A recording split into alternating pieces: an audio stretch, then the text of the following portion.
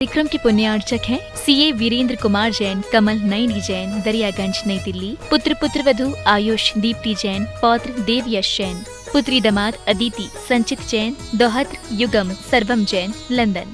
श्री देवेंद्र कुमार जैन, श्रीमती सुनीता जैन, पुत्र एवं पुत्र वधु मयंक श्री जैन, डॉक्टर स्वस्ति जैन, पौत्री श्रवी जैन, निवासी भोपाल मध्य प्रदेश, प्रवासी दुबई। अहिंसा परमो धर्म की आचार्य गुरुवर श्री कुंद कुंद भगवान की जय। आचार्य गुरुवर श्री ज्ञान सागर मुनि महाराज की जय। संत शिरोमणि आचार्य गुरुवर विद्यासागर जी महाराज की जय।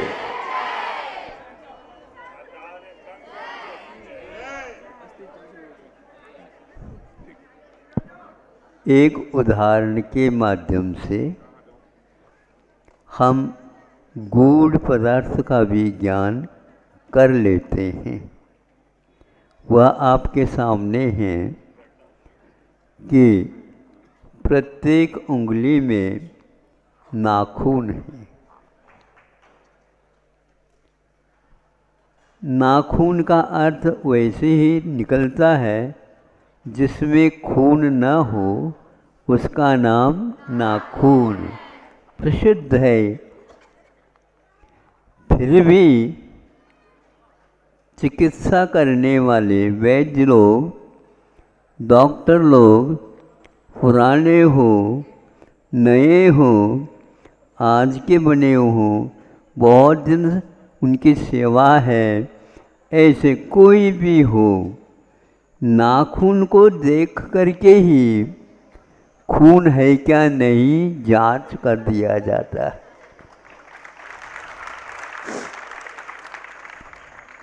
अब इसको नाखून क्यों कहें? नाखून इसलिए है कि हमारे आचार्यों ने ये लिखा है, जब कोई भी तीर्थंकर या सामान्य केवली होते हैं तो उनका कपूर की भांति शरीर ऊपर उड़ जाता है और शेष बच जाते हैं नाखून। है ना? सही है ना? हाँ।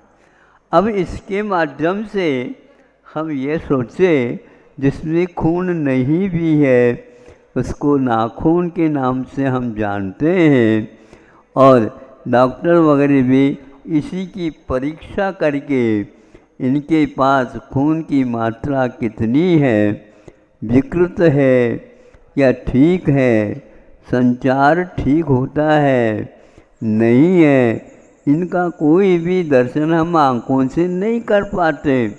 फिर भी ज्ञान तो सही सही हमें उपलब्ध होता है।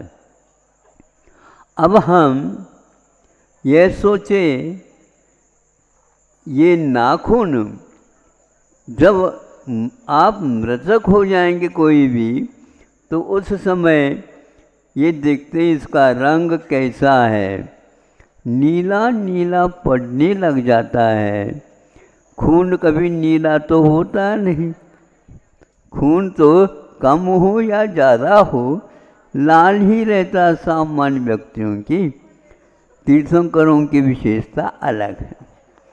तो यह निश्चित है जब नीला वगैरह पड़ने लग जाता है या तो मृत्यु निकट है, अथवा अब मृत्यु तो होना ही है, यह निर्धारित कर लिया जाता है।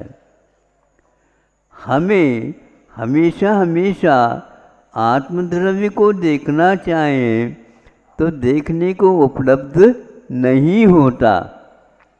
छूने से भी हमें स्पर्श तो होता है, लेकिन स्पर्श गुण एक प्रकार से पुद्गल का होता है। स्पर्श रसगंध वर्णवंताः पुद्गलाः, आपका सूत्र यहाँ पर सामने बता रहा है। स्पर्श है, रस है, गंध है, वर्ण है, ये सारे के सारे पुद्गल के गुण हैं, न कि आत्मा के। तो फिर आत्मा के बारे में हम क्या समझें? इसमें विकृतियाँ आ जाती हैं तो भीतर की आत्मा में गतिविधियाँ गड़बड़ होने लग जाती हैं। इससे स्पष्ट होता है, इसलिए आप लोगों को विशेष डरने की बात नहीं है। पूर्व सूचित इस प्रकार हो जाते हैं, रण सिद्ध करना प्रारंभ कर दो। जब बिल्कुल ही चले जाना होता है उस समय भगवान का नाम लेने की अपेक्षा कि उससे पूर्व में भी हम यह कार्य कर सकते हैं। कितनी बार इस शरीर में, इस शरीर को इस संसारी प्राणी ने ओढ़ा है। आप लोग वस्त्र को तो पहन लेते हैं, वस्त्र को, कंबल को ओढ़ लेते हैं और भी कर लेते हैं, और हमारे वस्त्र बहुत अच्छा है कहते हैं। लेकिन ये देखो कि आत्मा ने, इनको तो नहीं, किंतु आत्मा ने इस शरीर को ओढ़ रखा है। समझ में आ रहा है? हाँ, इसलिए ये शरीर को ओढ़ रखा, अर्थात जैसे धोबी वस्त्र को साफ करता है वैसे ही आप लोग भाव करते हैं तो बाहर से इस वस्त्र को धोने में लग जाते हैं। मैं धो तो रहा हूँ, धो नहीं रहे। हाँ, हमारा वो जो वस्त्र भीतर का है, ये वस्त्र का अभाव हो जाएगा तो उस समय यह पराया मालूम पड़ेगा। किसी की यात्रा पूर्ण हो जाती है और सब लोग उसकी यात्रा में शामिल हो जाते हैं, लेकिन एक दिन हमारी भी यात्रा पूर्ण होने वाली है। उससे पहले हमारी धारणा एक प्रकार से ऐसे बने कि हे भगवान, ये शरीर भी एक प्रकार से वस्त्र है, इसको ओढ़ना अब कब बंद होगा प्रभु, इसलिए आपके हम दर्शन करते हैं। प्रभु के पास शरीर का ओढ़न नहीं है। सिद्ध परमेश्वर के पास, अनंत परमेश्वर के पास अभी इसलिए है शरीर, उनकी आयु अविशेष है। इस प्रकार आप लोग आयु के माध्यम से समझ लेना, आत्म तत्व अभी भीतर जीवित है।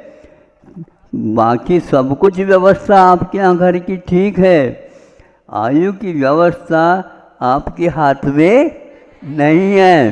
कितने भी कर लो, हम कितने पैसा भी देना चाहो, थोड़े 5 मिनट बढ़ा दो, कभी भी नहीं। तो फिर आपका पैसा किस काम का बताओ। डॉक्टर लोग कुछ बढ़ा तो देते होंगे, आयु नहीं बढ़े, मरते न बचावे कोई भी मरते हुए व्यक्ति को बचा नहीं सकता। इसलिए सब लोगों को ये ध्यान रखना चाहिए, आयु पूर्ण होता है तो उसी समय इसका मरण होता है और पुनः शरीर को धारण करने के लिए गति से गत्यंतर चला जाता है। इस रहस्य को हम 10 मिनट में समझ करके दूसरे को भी समझा सकते हैं ना। पहले प्रशिक्षण ले लो, पहले समझ लो आप, फिर दूसरों को भी उसके समझाने के लिए प्रशिक्षक को कह दो, तो ये कम से कम 10 व्यक्ति को तो आपको समझाना होगा। इस प्रकार यदि आपके माध्यम से, इसलिए मैं समझता हूँ आप लोग समझाने में बहुत होशियार हैं। तो समझाने का अर्थ ये होता है पहले समझ ले फिर बाद में समझा ले। तो इसलिए जो समझने वाला व्यक्ति थोड़े से परोपकार की ओर जा कर के दूसरों को समझा देगा, 10 संख्या और हो गई। वे 10 एक 10 करेंगे तो कितने हो गए? 100। फिर 100 यदि मान लो 10 को करने के तो कितने होंगे? हाँ, तो इस प्रकार बहुत जल्दी जमानत में हमारी क्षमता संख्या ज़्यादा हो जाएगी। फिर इसको इसलिए समझाया जा रहा है, प्राय करके मृत्यु के नाम सुनते ही सब लोग कपने लग जाते हैं, किंतु हमारे भगवान को देख करके मृत्यु कपती है। नहीं समझे? हाँ, और जब हमारे भगवान को देख करके मृत्यु कपती है तो वह हम भगवान के शिष्य या भक्त बने हैं, हम क्यों कपे? हम निष्कंप बने रहें और जब तक आयु कर्म है तब तक ये बात जो हमने संक्षेप से बताया है तो वह हो जाएगा। सर्दी में बैठते थे तो कपकपी आ रही थी, इस हमने सोचा है इन लोगों को छाया में बिठा देंगे। हमने बहाना बताया कि हम इस ओर मुख कर लेंगे, प्रतिजन तो इधर मुख करता था, ये लोग इधर न करके इधर कर ले और हमारे यहाँ पर तकत लगा दो। इन लोगों ने बहुत अच्छा काम किया, सब लोगों को वह गर्मी आ गई। प्रशिक्षण सुनने का सौभाग्य भी मिला और आगे के लिए आप परोपकार करना ये सबसे बड़ा धर्म है। ऐसा आचार्यों ने भगवान की वाणी को सुनकर के ही लिखा है। हमारा भी कर्तव्य है, उसके द्वारा हमारा सिद्धांत, हमारा संकल्प दृढ़ हुआ है, उसको दूसरे को भी दे देना चाहिए। इस प्रकार प्रशिक्षकों की संख्या और प्रशिक्षकों की संख्या बढ़ती चली जाए, प्रभु से ये प्रार्थना है। अहिंसा परमो धर्म की। ओम नमः सिद्धेभ्यः। ओम नमः सिद्धेभ्यः। अहिंसा परमो धर्म की। आचार्य गुरुवर श्री कुंद कुंद भगवान की। आचार्य गुरुवर श्री ज्ञान सागर मुनि महाराज की जय। आचार्य गुरुवर विद्यासागर जी महामुनि राज की जय। आपके सामने वह एक दृश्य रखना चाहता हूँ, उसको अपने ध्यान से उस दृश्य को देखने का प्रयास करें। बिना पैसे खर्च किए भी संतों के द्वारा युगों युगों तक पाठ हमें मिले हैं। वो भी एक पाठ है, केवल जैनाचार्यों ने अथवा संतों ने केवल उपदेश तक सीमित नहीं रखा, किंतु स्व और पर के कल्याण हेतु ऐसी ऐसी बातें। आज विदेश गए बिना विद्यालय नहीं मिलता, अनुसंधान के लिए विदेश जाना अनिवार्य है, आदि आदि भिन्न भिन्न विषयों के ऊपर विदेश के अलावा कोई विशेष बात आती ही नहीं, जबकि वह इससे कोई संबंध नहीं रखता। अब देखो, किसान है, मौसम के अनुसार, ऋतुमान के अनुसार वह बीज बोता है। कभी तरकारियाँ, कभी फल, कभी गेहूँ आदि इत्यादि के बीज आदि आदि करता है। उसमें से एक प्रसंग आपके सामने रखता हूँ कि देखता है वो प्रतिदिन उस फसल को, जो आप लोग उस वो ध्यान देते रहते बाजार में, वो अभी नहीं आया, अभी नहीं आया तो आएगा तो सही, किसान के पास से ही आएगा वो, और किसी के पास से नहीं। आप चाहे झोरी रहो, चाहे सर्रा पे काम करते रहो, या और कोई काम करते रहो, उस किसान के पास ही आपको, अभी किसान आपके पास आ रहा है, अब आपको वहाँ पर बोलो, हाँ, नहीं समझे? और आपको अपनी चीज बेचने के लिए उनके पास जाना पड़ेगा, ये भी याद रखना। बहुत विरोधाभास आ गया है। बड़े बड़े सेठ साहूकारों को अब अपनी वस्तु की कीमत बढ़ाने नहीं, कहीं घट न जाए इसलिए जाना पड़ेगा। तो वह किसान आएगा तो सही, ग्राहक पक्का आएगा, लेकिन हम माल भी पक्का देंगे। ऊपर ऊपर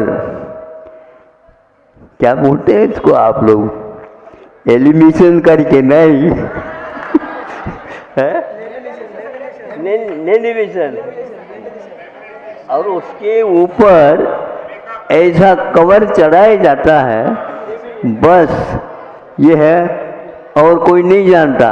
लेकिन किसान इससे भी आगे का रहता है, वह हाथ लगाए बिना अब क्या कर रहा है कि उस चिमरी चिमरी चिमरी, हाँ हाँ, ककड़ी है, चिमरी है, हाँ, ये होते गर्मी के दिन में वो आते हैं।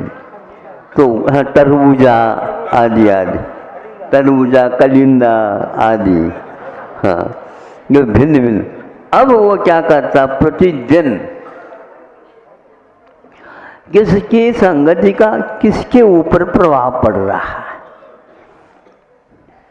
वह संगति को जानता है, क्योंकि अपनी उन्नति को जानने वाला व्यक्ति संगति को भी देखता है, वो उसका असर कहाँ तक पड़ रहा है, इसका उसके ऊपर है या उसका इसके ऊपर है, ये दोनों का अध्ययन वह करता रहता है।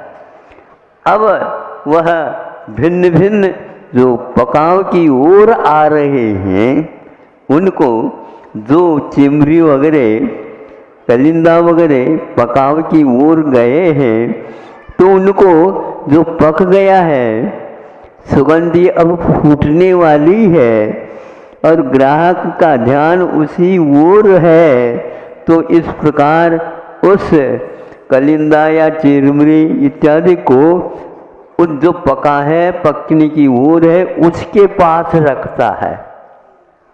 आप अपने बच्चों को कहाँ रखते हो?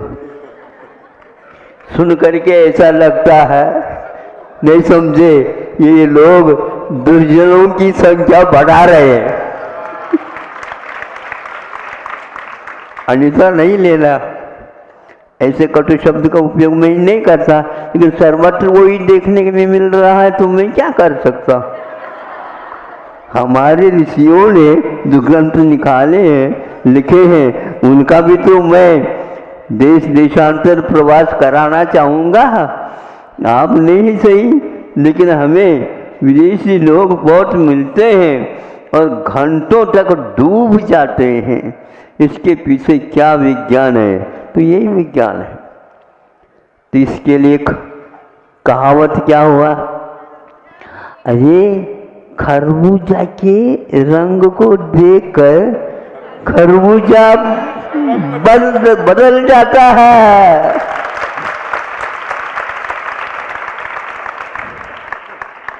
आप लोगों को बदलना है ना, बदलना भी है और बदलाना भी है।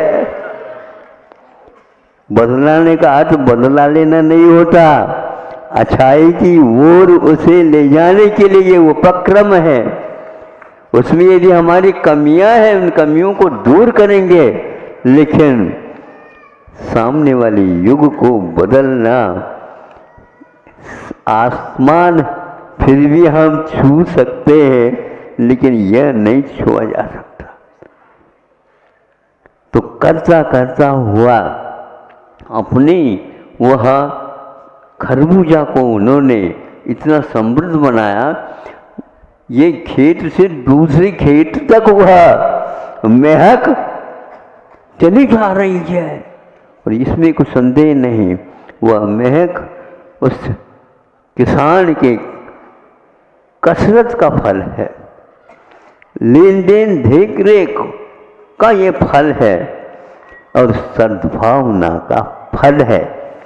अपने घर में रखूंगा नहीं, लेकिन जिसके लिए इसकी आवश्यकता पड़ती है बस इसको और कुछ नहीं देना। गर्मी है, लू लगी है, खरबूजा का पना इसको खिलाओ। पना समझते हो क्या? हाँ, खाली खरबूजा खाना अलग वस्तु होती है और उसमें पना डाल करके फिर उसको खाना, फिर तो बार बार याद करोगे। हाँ, तो यह एक प्रकार से किसका किसके पास किसके ऊपर असर करना और वो उपयोगी बनाना और उसको उसकी समृद्धि बढ़ाना, उसका मूल्य बढ़ाना, यह आप ही लोगों के ऊपर आधारित है।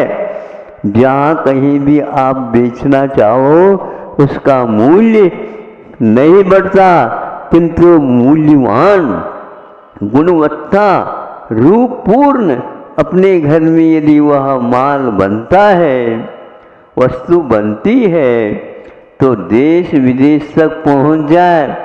देश विदेश ही नहीं, ऊपर के स्वर्गों तक मोबाइल पहुंच जाएगा, क्योंकि हाँ वो भी यहीं से गए हैं।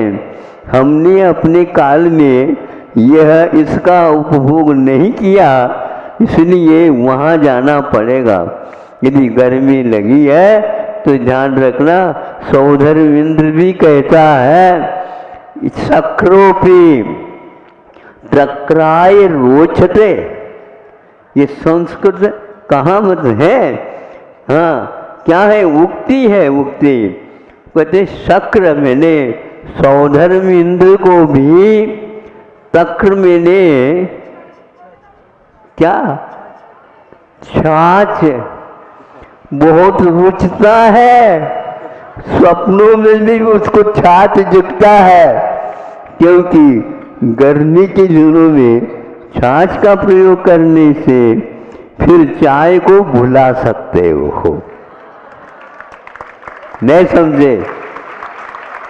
हवामान के अनुसार, ऋतुमान के अनुसार हम वस्तु जो सेवन करने में आ रही है उनको बदल बदल करके और बाजार में विकल्प लाना, यह सभी प्रकार के व्यक्तियों के ऊपर सद्भावना का प्रभाव डालना है, जिससे उसका जीवन आमूल चूल सुधर जाता है। और पैसे क्या, अब पैसे मत बताओ, हमें तो वही देओ। नहीं समझे? बाद में तुम नहीं दोगे तो नहीं, ये ले लो पूरा का पूरा, लेकिन दूसरे को नहीं दो। ऐसा होता है। भारत देश भी एक ऐसे देशों में एक था, अभी नहीं। अभी जब तक वह इंडियन का सोबत नहीं छोड़ेगा तब तक भारत की ये दशा नहीं आएगी, नहीं होगी। इसलिए नहीं समझे, सोच करके ताली बजाना। हाँ, इन लोगों ने विदेशों का महत्व तो बढ़ा दिया, लेकिन अपनी इस महत्व का, गौरव का ये नीचे की ओर ले आए। इसको ठीक करने के लिए अब युवा शक्ति को ही ये बीड़ा उठाना होगा और किसी से सुनना नहीं और अभी सुनाना नहीं, किंतु कार्य करते रहना। भारत पहले इससे बहुत पीछे था, हम पहले के भारत से और भविष्य में बहुत आगे तक पहुंचाएंगे। ऐसा जो संकल्प लेगा तो अध्यात्म, दर्शन, सत्संगति आदि ये किसके लिए है? समय बना बचा है, कुछ तो करो, नहीं, अपने यहाँ समय बचाना नहीं, किंतु समय के अनुसार कार्य करना। और समय यदि जिसको जितना देना है उतना दोगे तो निश्चित है वह खुशबू चारों ओर फैलेगी, फैले बिना नहीं रहेगी। कस्तूरी कभी भी अपनी गंध के लिए शपथ नहीं लेती। सुना आप लोगों ने? मैं तो बहुत महकती रहती हूँ, तुम इसको खरीद लो। अरे पेटी में बंद भी कर दो कस्तूरी को तो भी मैं भीतर बैठा हूँ, मैं भीतर बैठा हूँ। हाँ, मैं बाहर आना चाहता हूँ, लेकिन विदेशी कुछ ऐसी करामतें हैं, यहाँ पर सब कुछ बिक सकता है लेकिन केसर और कस्तूरी इसीलिए आप लोगों को सोचना है क्या पहनना है, क्या पढ़ना है, क्या खाना है, क्या पीना है, ये सारी किसके साथ रहना है। कोई भी नहीं रहता है तो कोई बाधा नहीं, अकेले के द्वारा भी संगति की जाती है। कैसे संगति की जाती है? हम ये कहना चाह रहे हैं सज्जन के नहीं तो सज्जन के द्वारा लिखा हुआ ग्रंथ भी हमारे लिए संगति देती है। संगति ऐसा है इतिहास भारत का। समय बचा करके साहित्य का अवलोकन करो। इधर उधर के साहित्य पढ़ोगे तो पागल हो जाओगे। आपकी चिकित्सा कौन करेगा? वैचारिक विकृति का चिकित्सा यहाँ भी नहीं है और वहाँ भी नहीं है। धीरे धीरे मांग भारत की होती जा रही है और वो कह रहे हैं कि जिस प्रकार जिस विषय में एलोपैथी में एमडी आदि कराया जाता है उसी प्रकार आयुर्वेद के छात्रों को भी करा सकते हैं, किंतु योग्यता के बिना नहीं है। और वह सामने आ रहा है जो उनके एलोपैथी के केंद्र है, वो लोग भी जो अध्यक्ष पद पर विराजमान है वो भी कहते हैं ये मैं जो कह रहा हूँ यह शुद्ध और अपने वो ग्रंथ का नाम याद आ गया हो गया, सुश्रुत है, चरक है आदि जो आयुर्वेद के ग्रंथ हैं उसमें कहा है, क्या कहा है? प्रज्ञापराध। वो कहते हैं चिकित्सा करने से पूर्व में अपराध कहाँ हो रहा। वो ये जब दिखाया उस समय उन्होंने उसको हिंदी में लिख करके सब लोगों के सामने रखा, आयुर्वेद वालों के सामने भी और एलोपैथी वालों के सामने भी, क्योंकि एलोपैथी के आज वर्तमान में जो अध्यक्ष पद पर विद्यमान है उनका लेख जब आ गया तब पूछा कई लोग महाराज ये तो नई चीज मिली। अरे 200 वर्ष के तो हो आप, ये 2000 वर्ष नहीं है, 4-5 हजार वर्ष पूर्व में लिखा हुआ है। जो कोई भी वैज्ञानिक दृष्टि से भी देखते हैं तो भारतवर्ष में आविष्कार होते थे, वे अन्यत्र नहीं होते थे। आज भी इस बात का शोध हो रहा है। इसलिए आप लोगों को ज़्यादा बोध की ओर नहीं किंतु शोध की ओर जाना चाहते हो तो संगति यदि मिलती नहीं है तो कोई बात नहीं, आप उस साहित्य का अवलोकन, मनन, पठन, पाठन और चर्चा आदि करके उस विषय को आत्मसात करने का प्रयास करना चाहिए। संगति सर्वराजयी, यह हमारे उद्देश्य का ये उपसंहार समझ लो इस वक्तव्य का कि संगति करो। भगवान से प्रार्थना हम करते हैं 3 बार प्रतिक्रमण के समय पर, हे भगवान हमारे लिए आर्यों की संगति मिले, सर्वदा आर्यों के साथ हम संगति रखें। आर्य किसको बोलते हैं? जो गुणों को रखता है और गुणी होने के कारण उसके पास और भी व्यक्ति गुणों को हासिल करने के लिए, संपादन करने के लिए आते हैं, उसका नाम आर्य है। यह भारत आर्य खंड का एक हिस्सा नहीं, अभी बहुत इसके हिस्से हैं भारत के। आज भारत कितना है इतना ये नहीं था, बहुत दूर दूर तक था। उसके शोध करने के लिए आपको इतिहास में जाना पड़ेगा। इधर उधर के इतिहास मत पढ़ो, उससे कोई ज्ञान हासिल होने वाला नहीं। यदि शोध करना है संगति सर्वदा यही, संगति हम रखे सर्वदा आर्यों के साथ। आर्यों की परिभाषा कई विद्वानों ने की है, अपने अपने ढंग से की है। और पूज्यपाद स्वामी ने तत्व सूत्र के ऊपर वर्तमान भाष्य की अपेक्षा से सर्वार्थ सिद्धि में जो लिखा है वह अभूतपूर्व लेखन है। संगति सर्वदा यही।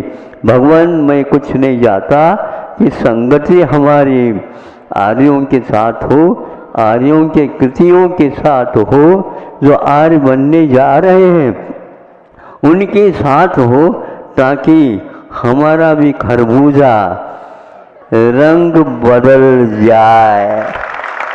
अहिंसा परमो धर्म की।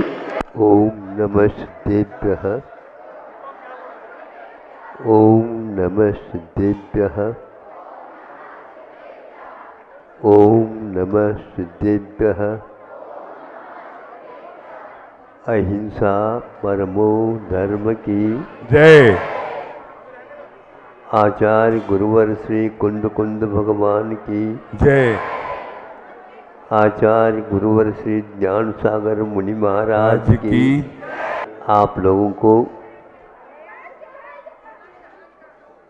ये बताया गया था संगति से हमारा जीवन का विकास, उन्नति होती है और उसके लिए सज्जन लोग, समझदार, ज्ञानी, जिनकी सम्यक दृष्टि रहती है, वो हमेशा हमेशा इसी गवेषणा में रहते हैं कि हमें संगति मिले। परिवार रहता है, परिवार में अनेक प्रकार के विचार वाले रहते हैं, उसको संगति क्यों नहीं बनाती? वो संगति नहीं, वह एक प्रकार की गति है। गति में वह जिस गति में जाता है, इस प्रकार का परिवार मिलता है।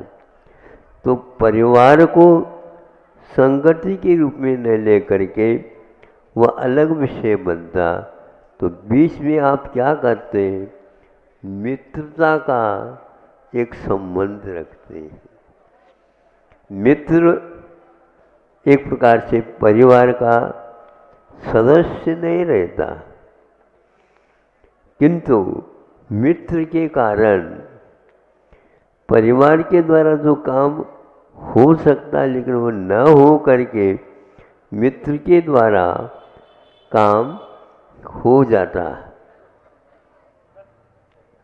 हमारे लिए आचार्यों ने कहा हमारे कोई मित्र नहीं होते और न शत्रु होते, किंतु सबके प्रति हमारा एक साम्य भाव रहता है। अब हम फिर भी आप अपने क्षेत्र के अनुसार परिधि के अनुसार, परिसर के अनुसार इस विषय को कल तो दे दिया था, कुछ नए लोग भी आ गए हो, उनके लिए उससे जो विपरीत कार्य होता है उससे बचने के लिए भी हमें प्रयास करना चाहिए। आज वर्तमान में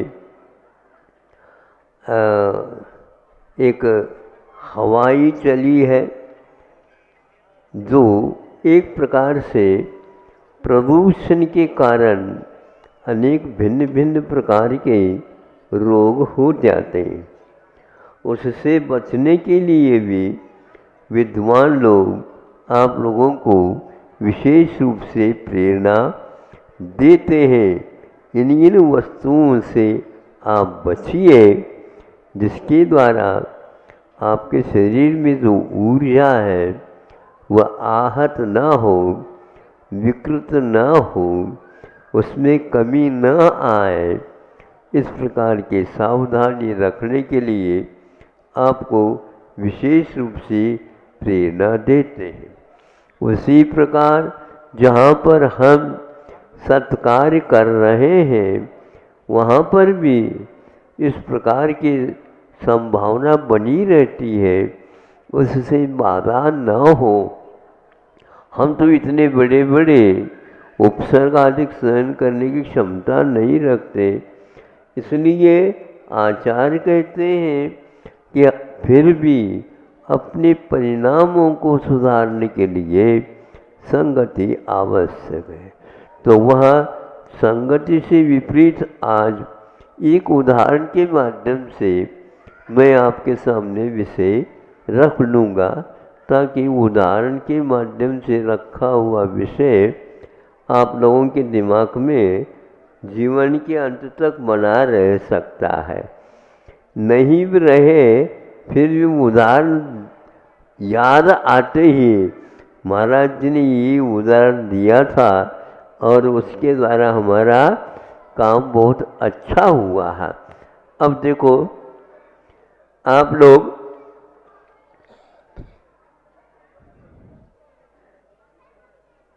पान की दुकान में जाते, मान लो जाते हैं, नहीं जाते तो मुझे मालूम नहीं, लेकिन फिर भी पान की दुकान का विषय दे दो तो वह जब ग्राहक नहीं रहते सामने उस समय बार बार पान के लड़ी को हाथ में लेकर के कर रहा है, और उस समय कोई भी एक दागदार पान निकला उसको पहले बाहर निकाल करके ठीक करता, क्योंकि आज उसकी दशा केवल थोड़ा सा दाग तक है, दूसरे दिन ही वह दूसरे इधर के और इधर के दोनों पान को दागदार बना देगा, और स्वयं के जो दाग था कल का वह आज बढ़ जाएगा।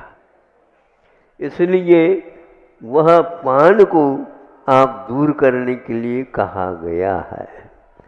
हमारे भी गुण बहुत महत्वपूर्ण है, तो मोक्ष मार्ग में भी वो दूषित हो सकते हैं।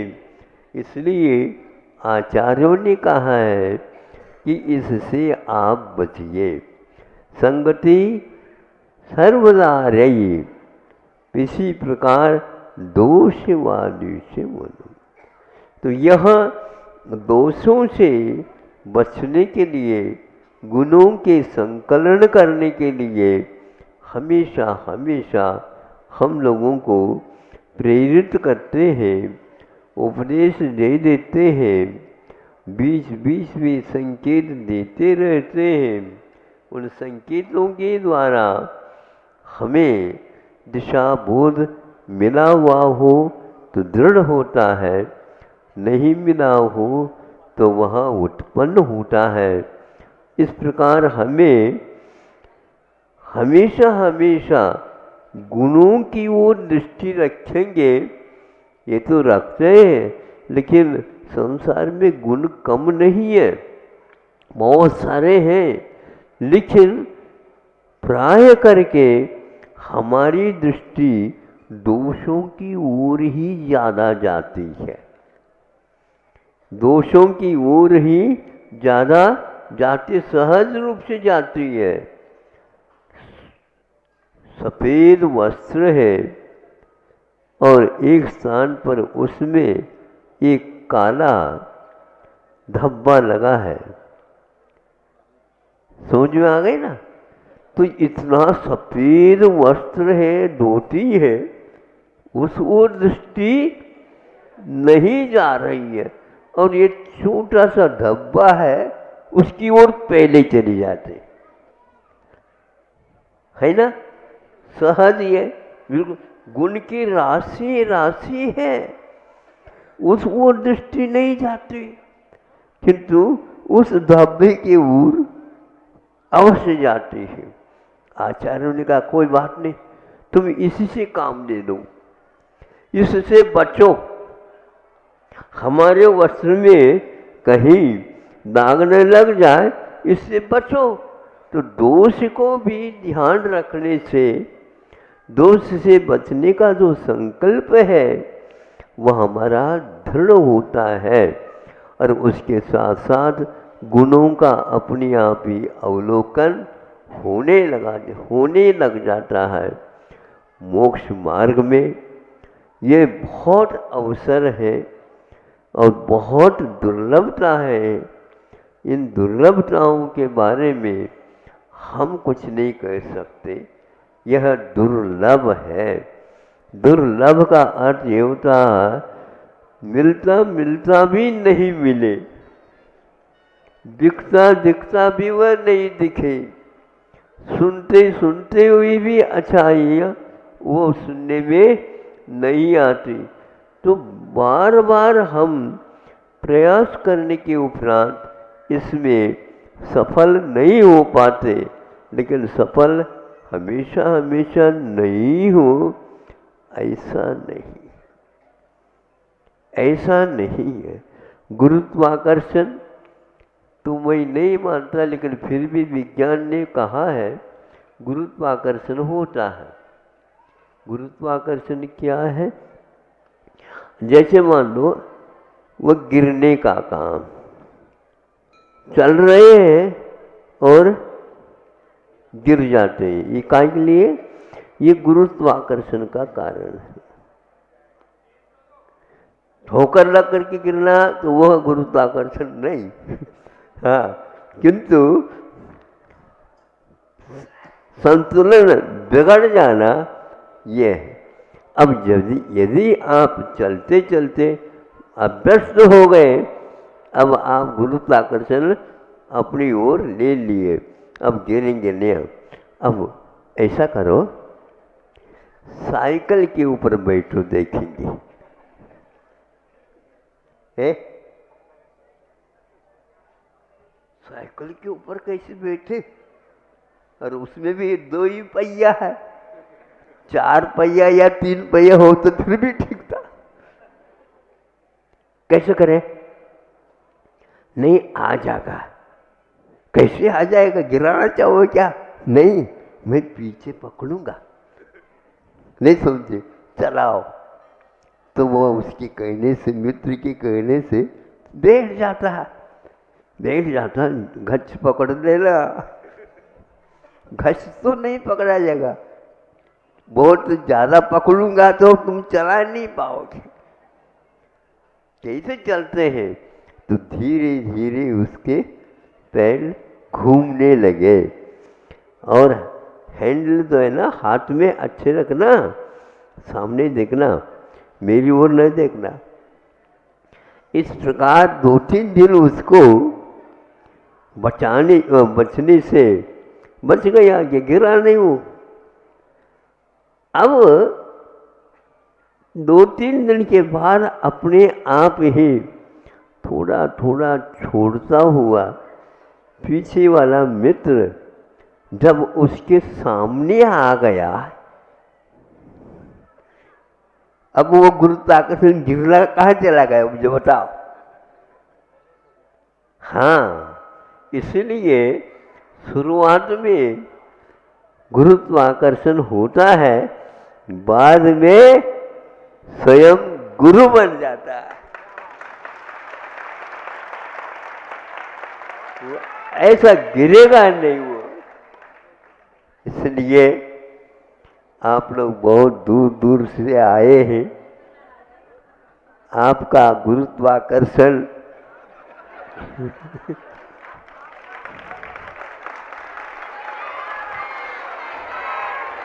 बोलो आचार्य गुरुवर विद्यासागर जी महामुनि राज की, गुरु नाम गुरु आचार्य ज्ञान सागर जी महामुनि राज की।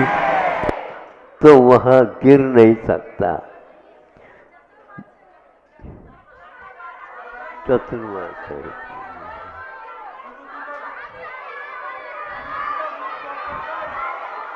सुनो सुनो, आप चतुर्मास क्यों मांग रहे हो? एक वर्ष में तो 12 मास मिलते हैं।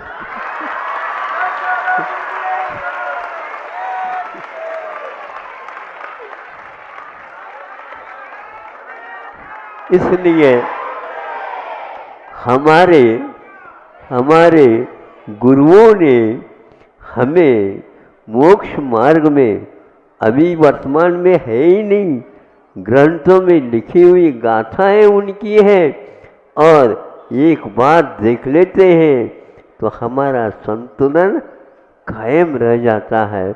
और हमारी दृष्टि हजारों वर्ष पूर्व में जो गुरु हुए हैं, जिन्होंने ये लेख निकाला, तो हम जब मंगलाचरण करते हैं तो कुंद कुंद भगवान की जय। क्यों? क्योंकि उन्होंने क्या मान करके, शिष्याकर्षण नहीं था उनको, नहीं समझे? शिष्याकर्षण नहीं था उनका, गुरुत्वाकर्षण था, वो शिष्यों के लिए था। उन गाथाओं में ऐसा मंत्र फूंक दिया है, पद पद पर वह मंत्र काम कर रहे हुए, और उसके उच्चारण करने से हमारी सोई हुई चेतना जागृत हो जाती है। धन्य है ऐसा गुरुत्वाकर्षण का भी लाभ हमें मिल रहा है, वचन के रूप में और दर्शन के रूप में और स्मृति के रूप में। ज़्यादा न बोल करके कि दुर्गति से बचने के लिए दुष्ट विचार, दुष्ट आचरण, दुष्ट विचार के साथ साथ उच्चारण आदि से हम बचते रहें, और गुणों की ओर हमारा आकर्षण हमेशा बना रहे। और गुण यदि नहीं दिखे, दोष दिखे, दोष से बचने के लिए प्रभु से प्रार्थना करें, हे भगवान, मेरा गुरुत्वाकर्षण आपके स्मरण से यदि बना रहता है तो आप मेरा हाथ छोड़ न देना। लेकिन ये ध्यान रखो, यदि वो हाथ पकड़ ले तो गति में कमी आएगी। इसलिए वो हाथ पकड़ते नहीं, हाथ हाँ बिल्कुल हाथ पकड़ते नहीं, किंतु हाँ हम साथ हैं ना, हम साथ हैं ना, हम साथ हैं ना, क्यों डरते हो? तो ऐसा ये एक प्रकार से उन्होंने मंत्र दिया। अपने आप ही एक दिन वह आता है जी, थोड़े से पकड़ करके चलना, वह आपकी गति में अवरोध भी पैदा कर सकता है। इसलिए गुरु ने ये कहा कि तुम स्वयं किसी से आकृष्ट न हो, किंतु जहाँ वस्तु है वो वस्तु है। हम वस्तु की ओर देखने से आकृष्ट हो जाते हैं, वस्तु हमारे आंखों में आने मात्र से नहीं। आकृष्ट होने का अर्थ यह है। इसलिए गुरुत्वाकर्षण को आपको कायम रखना है और उसको बहुत ही मेहनत के साथ सुरक्षित रखना है। और दोषाकर्षण, दोष की वो जो सहज बुद्धि जाती है उससे हटाने का प्रयास करें, अथवा यूँ कह दूँ कर्मों के ऊपर, उदय के ऊपर विश्वास रख करके पूर्व जीवन में हमने ऐसे कर्म किए, वहाँ उदय में आते तो ऐसा दोष की ओर दृष्टि जाती है, किंतु न जाए इस प्रकार की भावना रखें।